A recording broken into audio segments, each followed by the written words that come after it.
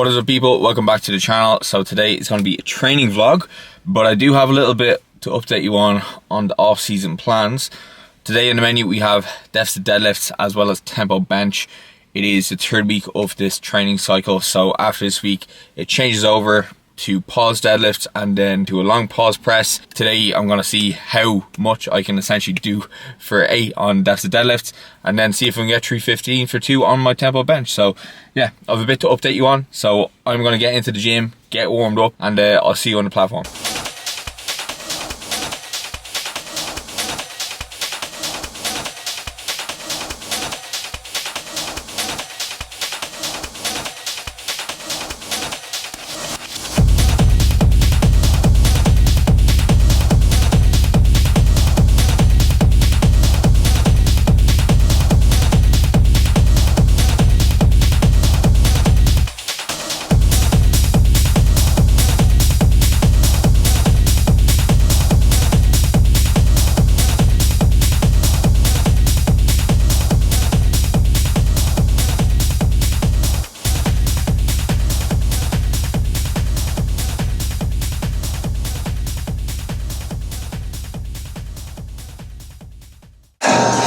So that is the first set of 8 done.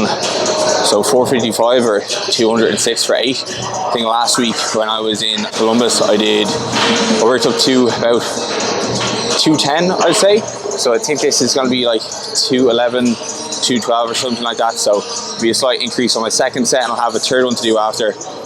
Whether I go up or not, it really depends how this one moves. But the last one, like, it did feel relatively tough. Now the bar I'm using this week is a little bit stiffer than the one that I had in Ohio, because the bars in Ohio were all like Texas Power bars, which are a little bit whippier, a little bit easier to deadlift on, whereas this bar is like more similar to an Alico, which is kind of why I prefer to use it in this gym, even though there is like Rogues and Texas Power bars as well. So I have 5 minutes rest done, so let's get into this set.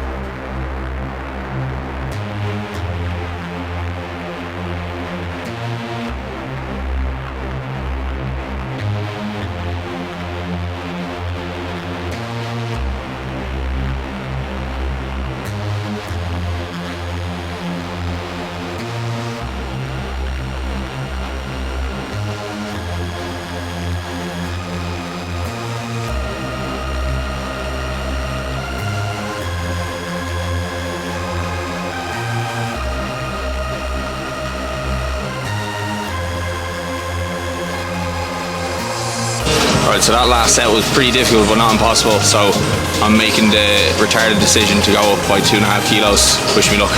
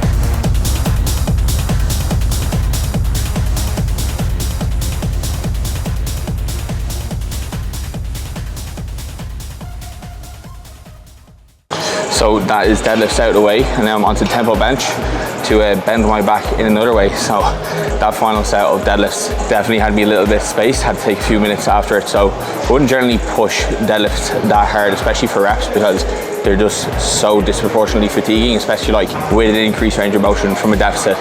But I do have a changeover to different variations in the next half of the block.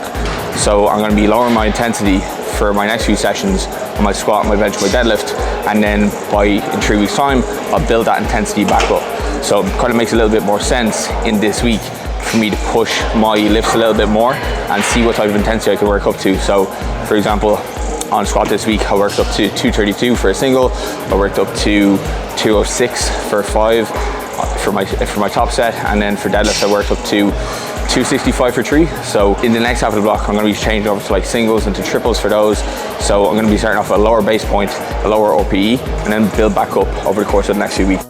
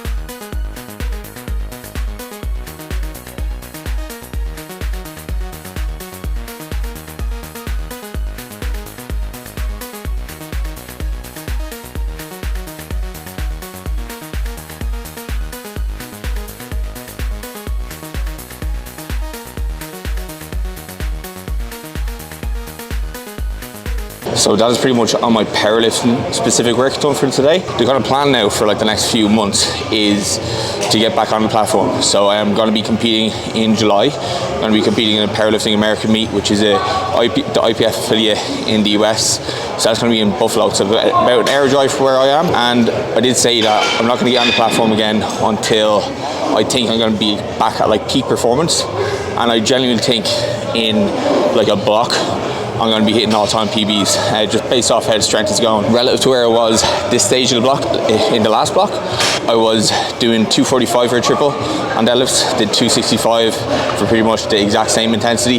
This time around, as I mentioned, like, you know, the bench is just continuing to climb. To think that literally start of December, I could barely bench 100 kilos, and now I'm benching 140 regularly, so I'm pretty happy with that. Body weight is at 93 at the moment, and the plan with the body weight is to essentially just keep it in around there to between 93 to 95 up until July. So I don't really have too much more weight to actually gain, and then we're gonna hold it there until the competition's finished. And then once that competition's finished, we're gonna do a little bit of a mini cut, a little bit of a cleanup, and then once that cleanup is done, because I have to go to some friends' birthdays, and then from September onwards, we're gonna be trying to reach peak body weight. So my heaviest ever body weight is 98. It's gonna be interesting to see how 98 looks this time around, and I'm much stronger and have much more muscle mass. Yeah, it's gonna be exciting. But anyway, I have to do some delts because I don't want to look pathetic on stage next time.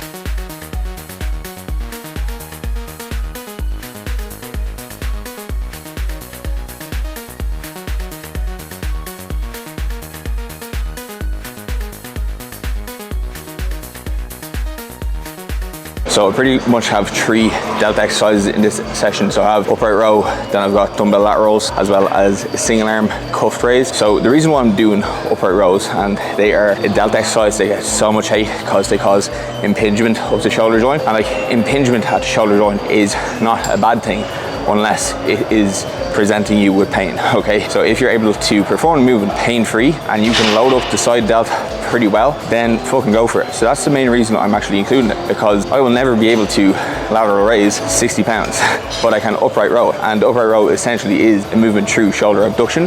So I'm getting a lot of heavy loading through the actual delt itself before I go into the dumbbell lateral raise, which again, I'm gonna be overloading the delt in the short position where it's gonna be the hardest. And then after that, going into a single arm cable lateral raise with the cable set around my wrist height. So the hardest part of the rep will be when the delt is fully lengthened, and then I'm getting essentially full range challenge through the actual session with the delt.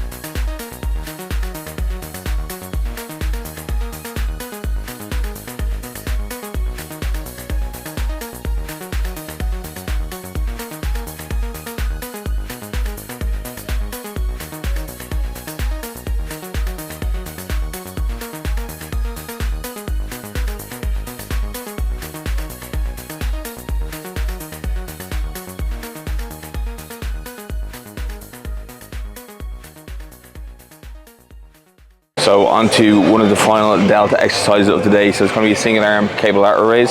So the reason I'm doing it again on the cable versus like just doing more sets of dumbbells is because with the cables you have an opportunity to have the resistance come from a different direction. So the reason why that is important is because of something called the length tension relationship. Your muscle is going to be stronger through different parts of the range. For example, generally in the shortened position, our muscles are going to be the weakest because the cross bridges of the muscle fibers have less room to actually connect and produce more force. Generally going to be strongest through the mid-range because that's when they have the most kind of friction or the most binding potential, and then they have a little bit less in the lengthen. But generally, and you know, this is becoming very apparent through a lot of research at the moment on stretch mediated hypertrophy, that challenging muscles through lengthened positions tends to make them grow a little bit more. And when we think about, like, you know, typical delta exercises that are going to be challenging the side delts, think about the dumbbell lateral raise. It is piss easy at the very bottom but very difficult at the top where you are weakest, so when you have the less potential to produce force, but there's fuck all at the bottom position. So when you are using the cable, you can use resistance coming in to challenge you through the hardest portion of the rep.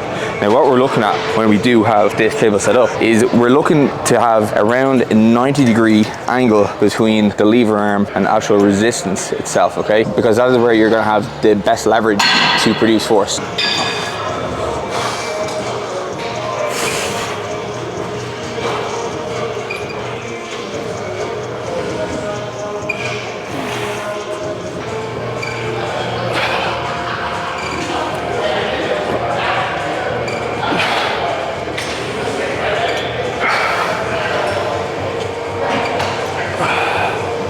So my delt volume this block has been the highest it's ever been. It's up at like almost 60 sets per week. I think it's 56 exactly.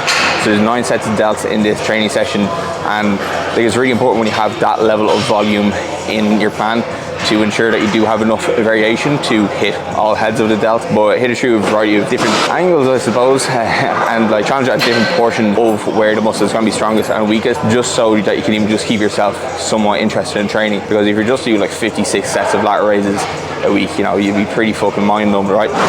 But like my delts have seen the best growth ever over like the last few months, so considering I've got 2 years to grow, that's pretty fucking exciting. So I'm going to finish up the session with arms. So I've got hammer curls and then incline skull crushers. They've pretty much been staples in my program for like the last 2 or 3 years. I'm a big fan of just keeping in similar movements like year on year and just seeing those edge up over time in terms of load and reps. Now generally I would have these prior to delts, but because I am trying to bring up my delts, it is important that I do have my delt work at the earlier portion of the session before arms. The reason I would usually have arms beforehand is because the delt is going to be stabilizing your arm.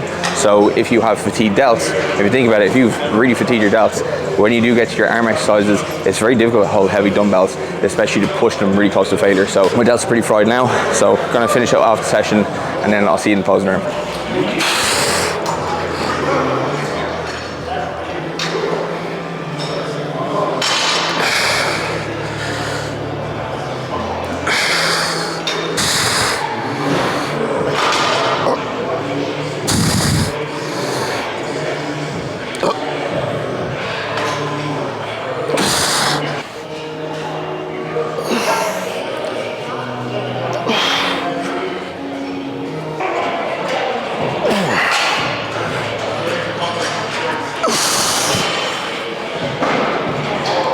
Oh, so unlucky for you guys, the posing room was actually quite busy. There's lessons going on and I didn't want to go in and assert my dominance or go in and potentially get arrested for filming half naked females.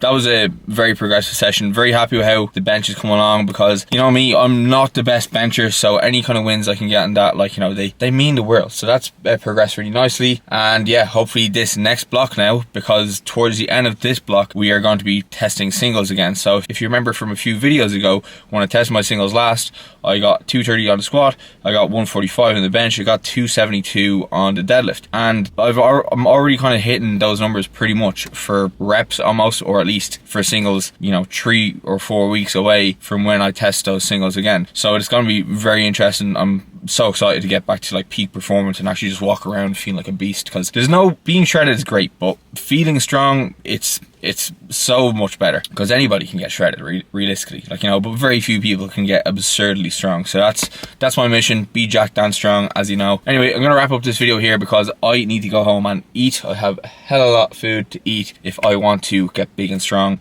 and continue to fight the weakness. So that's pretty much it. I'll catch you in the next one. I hope you enjoyed. Make sure to like, share, subscribe, blah blah blah. Talk soon.